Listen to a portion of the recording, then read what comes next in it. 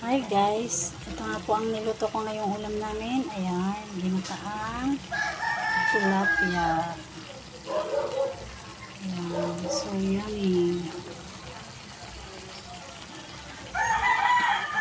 Tatlong pirasong tilapia yan guys. Ang nilagyan ko siya ng kamatis, sibuyas, tas dalawang gata.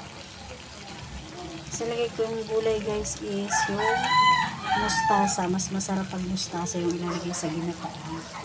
Tapos lagyan ko rin ng sili, pampabango. Ayan, yung paborito kong sili habang boiling. Ayan.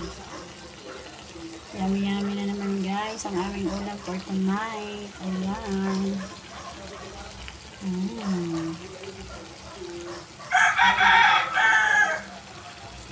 Ito ay ginataang tilapia na may sahog na mustasa.